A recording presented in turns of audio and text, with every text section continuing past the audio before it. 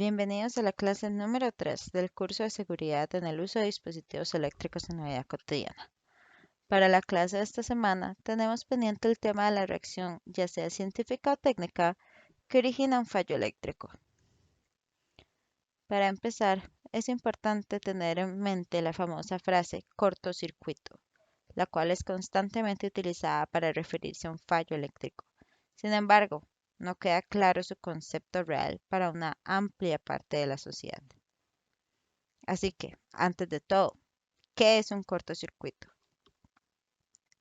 Se le denomina cortocircuito al fallo de un aparato o línea eléctrica por el cual la corriente eléctrica pasa directamente desde la fase al neutro, sin encontrar ningún tipo de resistencia.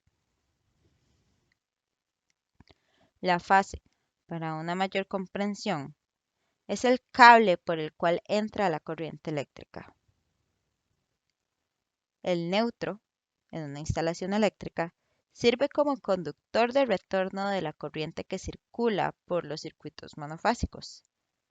Básicamente, le dan continuidad a la corriente para que pueda completar el circuito de salida y todo pueda funcionar correctamente.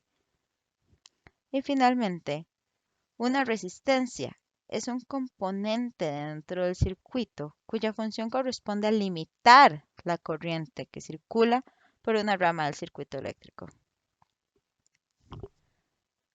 Los cortocircuitos se producen normalmente por fallos en el aislamiento de los cables conductores o fallo de los equipos eléctricos. Como mencionábamos anteriormente en la clase de la semana pasada, los cables tienen unas capas de protección para evitar este tipo de situaciones. Un cortocircuito puede causar grandes daños en las instalaciones e incluso incendios en hogares y edificios.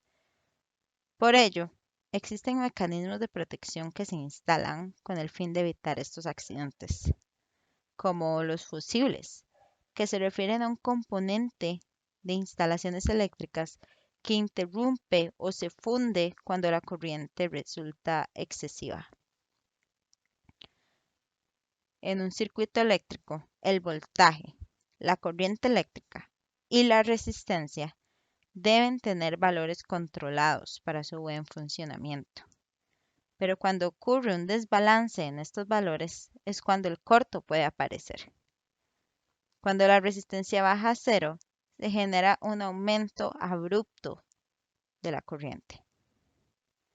Este aumento de la corriente es tan grande que si no se interrumpe el fluido eléctrico, en cuestión de milisegundos se podrían aparecer temperaturas sumamente elevadas que derriten el material aislante del cableado y la corriente pasa directa, por decirlo de alguna manera, volviéndose ciertamente peligrosa. Y esto, una vez más, es a lo que llamamos cortocircuito.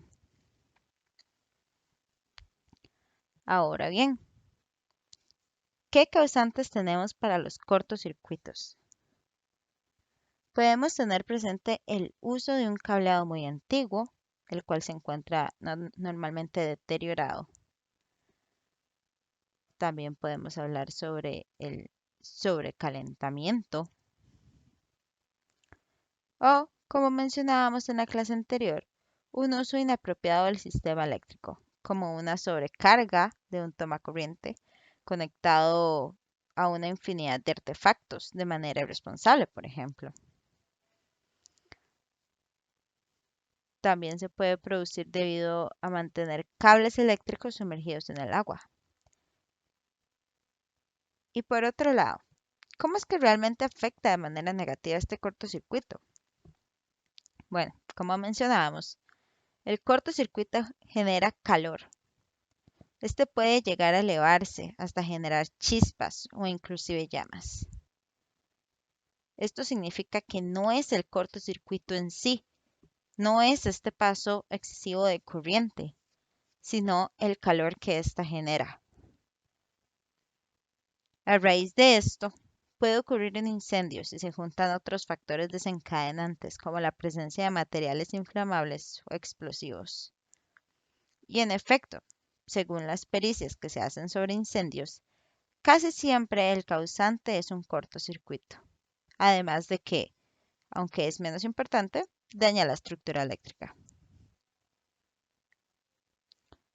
Ahora que comprendemos el ámbito técnico de un cortocircuito, podemos identificar un mal uso del sistema eléctrico más fácilmente y poner en práctica el cuidado de la instalación eléctrica.